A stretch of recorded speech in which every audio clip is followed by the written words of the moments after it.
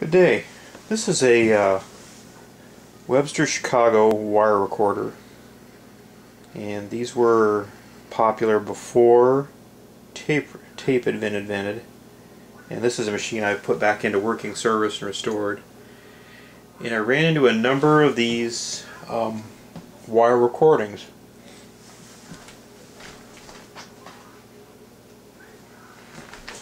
And like it said in the first part of this, these things are pretty small. The wire is extremely thin, and there's about a half hour of recording time on these. If you watch real carefully, you'll see the head move up and down. That's so it'll wind the wire evenly on the spools. This recording that I'm going to play for you now, it's kind of interesting. I haven't listened to the whole thing. I've only listened to maybe 5 minutes of the most of this. And it's, I believe, the store's radio program here in Omaha, Nebraska. And I'm not sure what the date is. It's kind of interesting because it mentions the temperature and it mentions the time. So this was done at 9 o'clock at night. So sit back and I guess enjoy this as much as I'm going to enjoy this, because I've never listened to all of this before. Brewing Company Omaha presents a lonely young fellow named Kermit. Had several less friends than a hermit. But when he switched to stores, he made friends by the scores, and the tracks to the kitchen confirm it. Are you a hermit? Be choosy. Switch to stores. Omaha's temperature is 34 degrees, Central Standard Time, 9 o'clock. When the blues of the night meets the gold of the day, someone waits for me.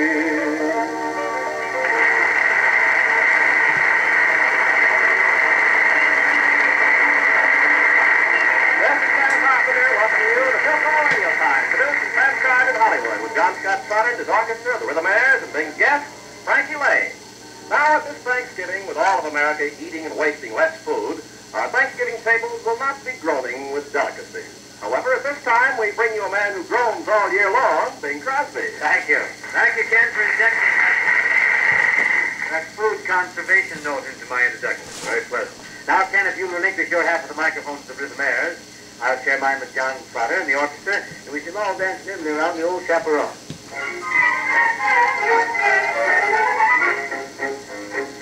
Hey, Pedro, mira, here comes Maria. Es muy simpático, ¿no? Julio is phenomenal. Who's with her? La duena, the chaperone. You can't do anything with a chaperone. Oh, malo, muy malo. A handsome young man met a pretty young maid, andando en old Barcelona. Andando means walking, and that's all they did, 'cause she had an old chaperone. She had an old chaperone. Maria the girl noticed Pedro the boy, waking right there in the calle. But calle means street, and no one can make love in the street with an old chaperone.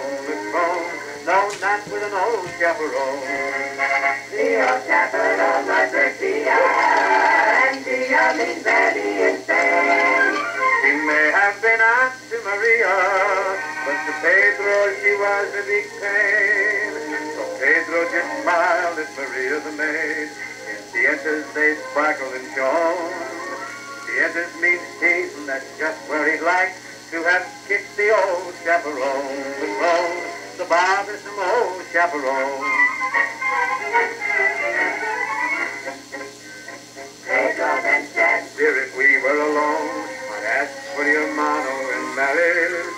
no mano means hand. And that's just what he got across the chops from the old chaperone. That's soon as the old chaperone. Why don't you go away, said the old chaperone. You're blubbering like a paloma. Paloma's a bird. And that's just what he gave her. And then he cried in an anguished tone. I hate you, you old chaperone. Hate you. And then came the day of fiesta.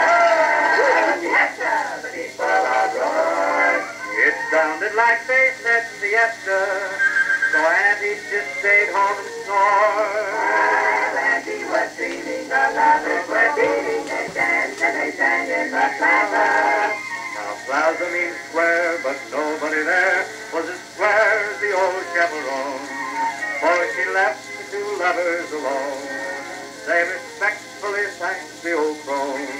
They said, gracias, old chaperone. They said, gracias, old chaperone. Hey, Julio. Now I got the big news for you. Now we are married. Bueno, bueno. But tell me, what happened to the old chaperone? Now she is the babysitter. 2 pesos per day, time and a half. Un cumpleaños. Sí.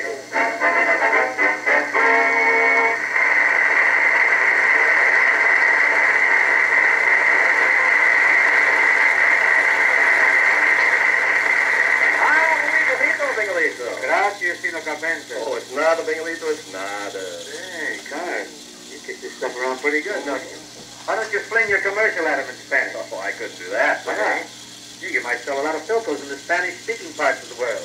Mexico, Spain, Nutley, New Jersey, Perth Amboy, anyway. Well, I don't know enough Spanish for that thing. Why, sure, you could just say, ladies and people, I'm not talking through my sombrero when I tell you that a nice steel coat will bring you many buenas noches. Good flight. Sí. One thing that's very good, but I think for our English-speaking audience, we should be more explicit. Okay, my talking to your friends, go ahead and explain. Well, thank you, Senor Crosby. Well, say it in any language you like. You get the most for your radio money when you say Philco. Take Philco's new table model automatics. They give you more than just a warmed-over version of the same old radio and record changer. Their design is new. They're new all the way through, with more power and finer performance than any table radio phonograph you ever listened to. No shortcuts, no shoddy workmanship, but quality construction from the circuit clear through to the cabinet. Compare these new Philcos for tone, and your own ear will tell you more than a bookful of bromide. Compare them for price, and you'll appreciate the value. Made possible by the resources of the world's largest radio manufacturer. Philco, famous for quality the world over. I've never heard you better. Thank you. So bland, so unctuous. Let's give him a hand, folks.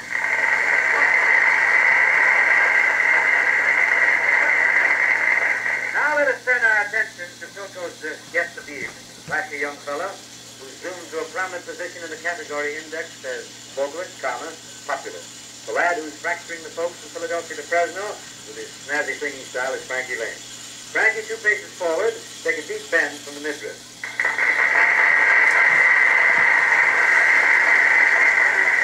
Frankie, come on right in now and relax. Hiya, Bing. Good. Gosh, ever since I can remember, I wanted to be on your program, and now that I'm here, I wish I was dead. Frankie? I understand it's just a matter of days till you open at the New York Paramount. You know, Frankie, that's where I got my first big shot. The good old Paramount Theater at 14th and Broadway. The thing? The Paramount Theater's at 43rd and Broadway, right on Times Square. Oh, that's right. They built a new one.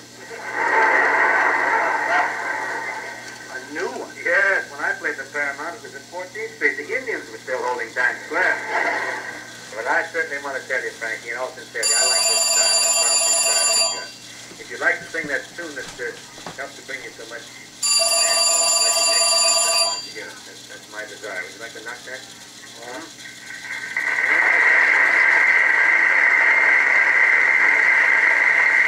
Well, Frank, look, we got a wonderful little group here all set. Come on, let's have it, huh? John Scott, a little 8-beat background for Frankie.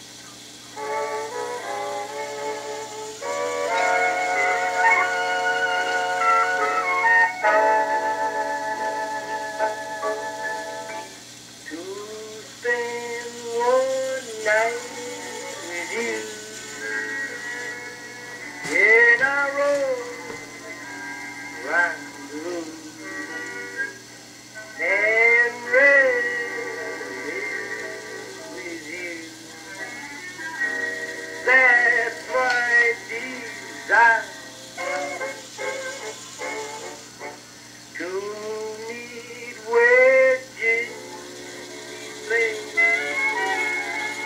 down in some dim cafe and dance till break of day. That's my desire. We'll sip a little glass of wine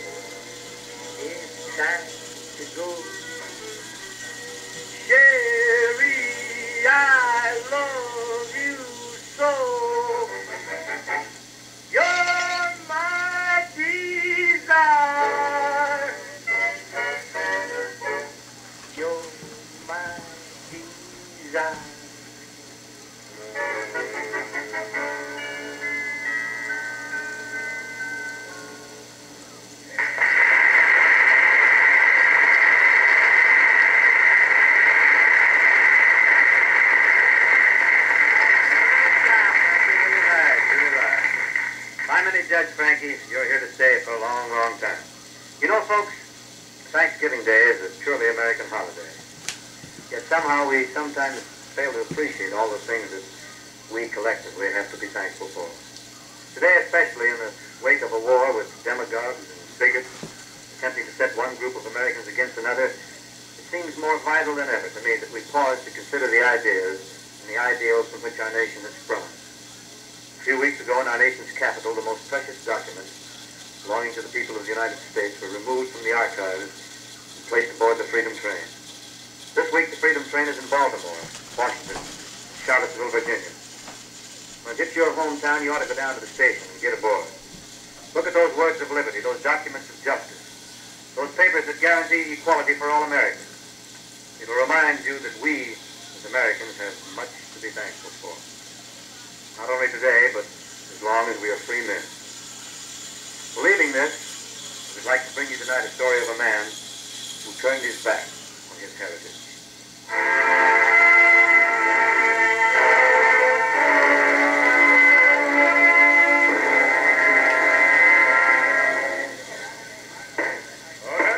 Order in the court.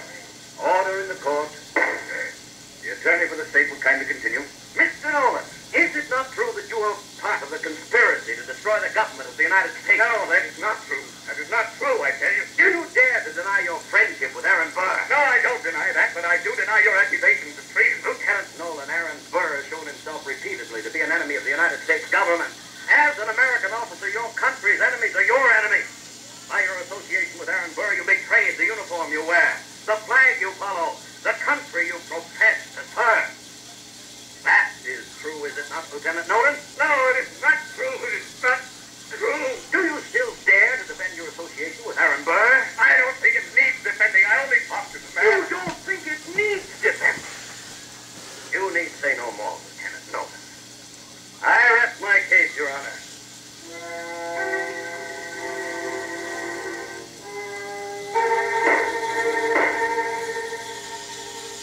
Philip Nolan, rise, please, support. Philip Nolan, is there anything you wish to say to show that you have always been faithful to the United States? The United States! Damn the United States! I wish I never hear of the United States again! Who was that man? Who would dare utter such treason? Come over closer to the radio, America. I want to tell you a story about you and your growing. This is not a story of a national hero, but of Philip Nolan, who severed a bond before he knew its value. Listen to the story of the man without a country. Think back, way back to the 1800s. Remember? You were still an adolescent then. You were proud of being a nation of 17 states. You were beginning to speak grandly of adding Michigan, Indiana, and Mississippi and becoming 20. Zealous old Tom Jefferson was in the White House. Down in the South, a man named Aaron Burr. A man named Philip Nolan. They say now that history has sifted the facts, weighed the evidence, they say Philip Nolan was as fine as any officer in the Western Division. Oh, he was a little more hot-headed than some, a little swift of anger than others, and a little too quick sometimes about getting his 2 cents of opinion in, but he was not alone in this. There were many dashing young gallants like him, ready to die for a kiss of the flag. And Philip Nolan might have gone to his final sleep among the vine-covered homes of the dead in Orleans, as quietly as any of them, had a star not crossed his path one night. It's Nolan. I'm Aaron Burr. I'm told you are a young man of remarkable promise. I should like to talk with you about your future. Why, thank you, sir. I don't know what to say. Thank you, sir. Star comes that way sometimes. Sudden, blinding, dazzling. Aaron Burr came as a disguised conqueror. Rumor had it there was an army behind him and an empire before. But that first day in Orleans, though Philip Nolan wasn't to know it for a long time yet, he became the man without a country. It was only a step from Aaron Burr's side to a trial for treason. The United States versus Philip Nolan. He was bewildered, deeply hurt, embittered. Above all else, he was young. An older man would have checked his anger. A traitor would have been wise enough to hide his feelings. wise man or a traitor. A moment's silence. And those words that could echo forever through his life. I wish I may never hear of the United States again! I wish I may never hear of the United States again. I wish I may never hear of the United States again.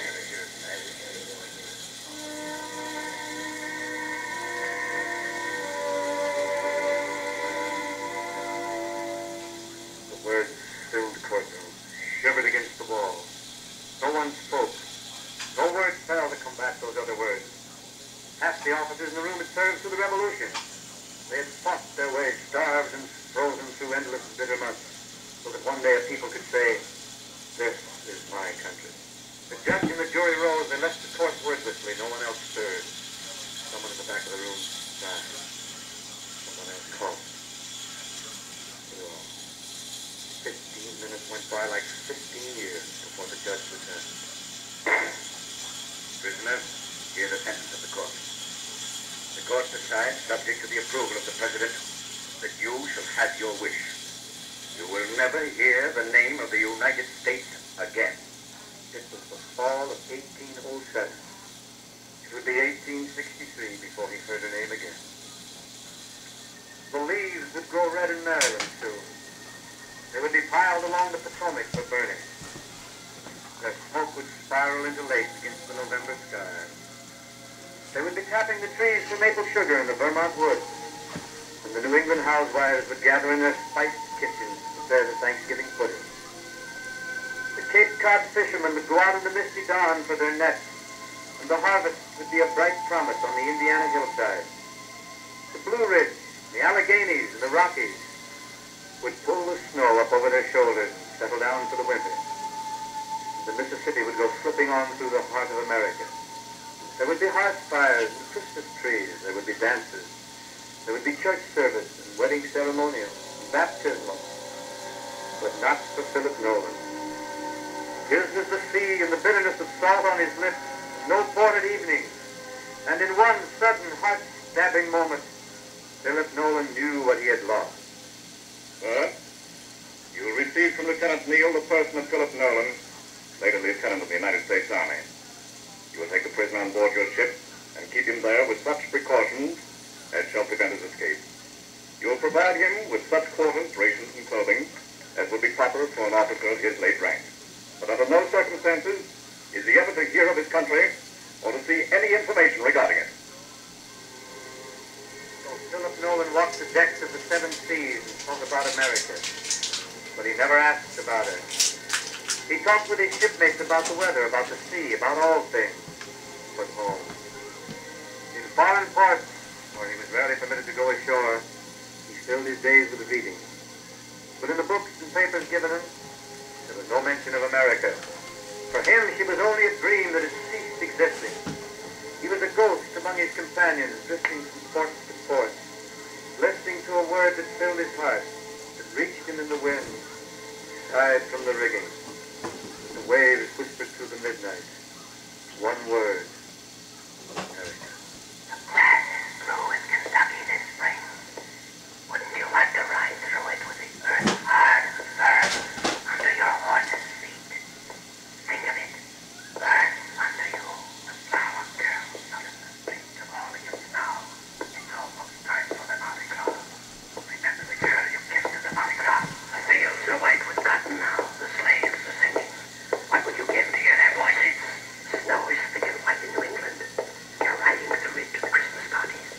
Can't you hear the sleigh bells? How long is it since you heard the sleigh bells? Leave me alone. I can't stand speaking anymore. Oh, God, let me stop remembering. I wish I may never hear of the United States again.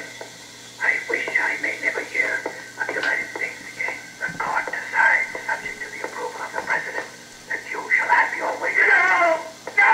No! Philip Nolan could never find peace. Ships docked, set sail. Men went home on leave. He watched in wordless agony. He thought of candlelight on warm, gracious tables, of gardens where a man could crumble the rich soil in his fingers, of linens flipping on clotheslines, friendly smells in kitchens. He thought of moonlight on hair that was soft as silk to the touch, of eyes liquid in the starlight, of lips velvet smooth and ripe for kissing. He thought of arms open wide to gather in the returning sailor, and one special voice that would say, "Welcome home." He thought of perfume and music and the rustle of silk. He was young, and there was a fierce hunger in him. Then one night in the Mediterranean, some ladies were invited aboard for a ship's ball. All that was young in Philip Nolan died that night. He stood on deck looking at the girl, her love a lifetime ago.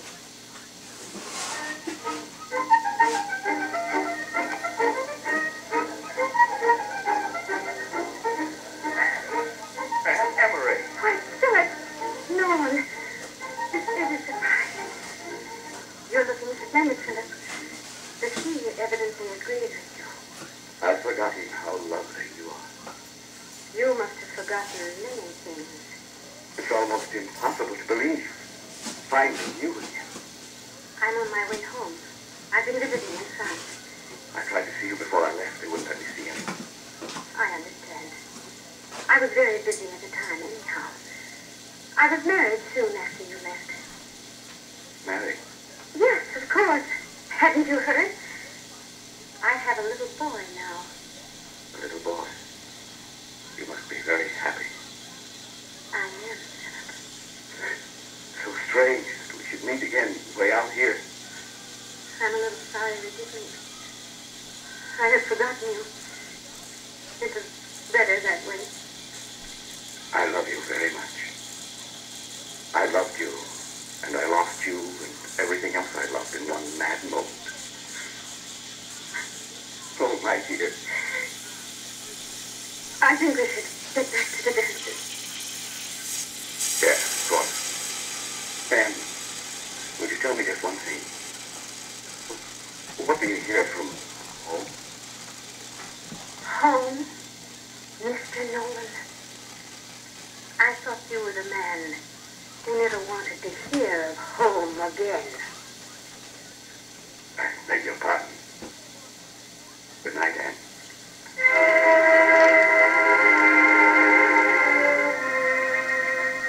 Philip Nolan knew in that moment how alone he was. One man with only the sea for the rest of his life. And one nameless port at the end of it. The days became weeks, the weeks years that marched across his forehead and left him old. His eyes were deep pools of loneliness, his heart completely empty. No one knew until the day he was dying how deep his hurt had gone. No one knew until that day when they entered his room for the first time, when they founded a shrine to America. The stars and stripes were draped around a picture of Washington, and he had painted a majestic eagle winging gloriously up into the sky. At the foot of his bed was a great map of the United States, drawn from memory, with almost forgotten names on it: the Indian Territory, the Mississippi Territory. Here, Captain, you see, I am the country.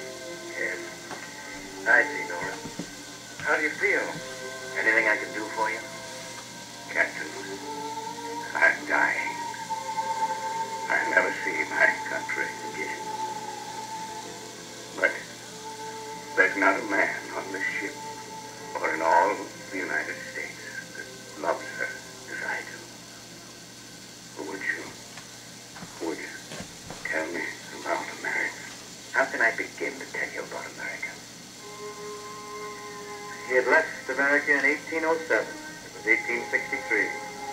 War had come and gone in 1812. And Francis Scott Key had sat on a British battleship and written the national anthem. Jackson had taken the Florida Territory. The new flag had been raised in Washington with 13 alternate stripes and 20 stars. 9 presidents had been in the White House, and the Monroe Doctrine had been born, the cornerstone of American foreign policy. The continents of the Western Hemisphere are henceforth not to be considered as subjects for future colonization by any of the European powers. The United States had begun to gather themselves into a nation. It is not the states, but the people of the nation who have made the Union. It is the people's constitution, the people's government, made for the people, answerable to the people. Tell him about America. about Peter Cooper's steam locomotive, the Tom Thumb, drawing its first train of cars over 23 miles, the B&O Railroad. Tell him about America. Andrew Jackson had moved the Indians west of the Mississippi. Arkansas, Michigan, Wisconsin, Iowa had joined the nation. The Battle of the Alamo had been fought in Texas. Gold discovered in California. And the new nation had spanned 2 oceans. The South and the North were deep in their quarrel over slavery. And in the White House was the president whose words are the voice of the new nation. Measure of devotion, that we here resolve that these dead shall not have died in vain, that this nation under God shall have a new birth of freedom, and that government of the people, by the people, for the people, shall not perish from the earth. Tell him about America. The power, the color, the strength, the beauty, the tears, the triumph. Tell him so that he knows the glory he thrust aside. She is a great nation, Captain. A great. Yes, Nolan, a great nation. Nolan. Nolan!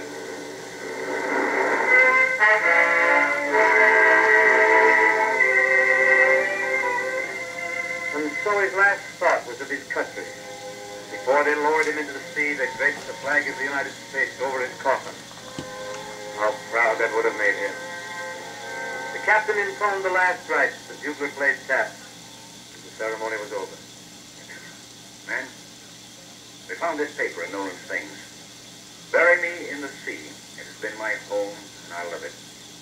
But will someone not set up a stone for my memory at Fort Adams or at Orleans, so that my disgrace will not follow me through eternity? Say on it, in memory of Philip Nolan, Lieutenant in the Army of the United States. He loved his country as no other man has ever loved her, but no man deserved less at her hands. We will do as he wishes. And so, although the sea claimed him, his soul would know the feeling of land again. The flowers would be near him, and the trees and the earth of America.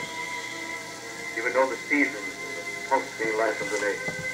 There would be a flag over him and a knowledge of belonging.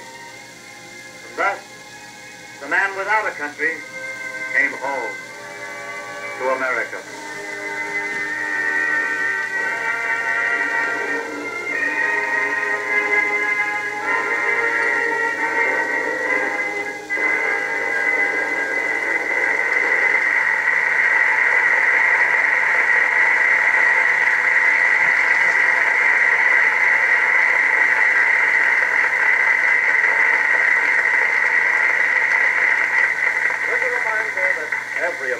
Has plenty to be thankful for.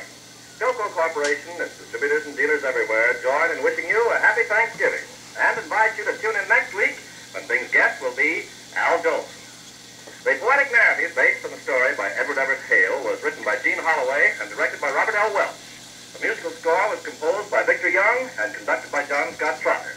This program was produced and transcribed in Hollywood by Bill Morrow and Murdo McKenzie.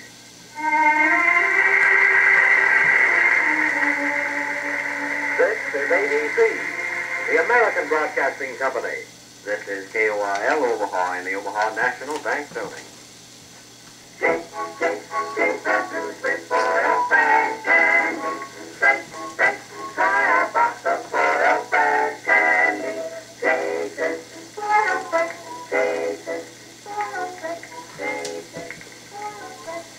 Omaha's temperature has remained constant during the past hour. It's still 34 degrees. The Central Standard Time, 9:30.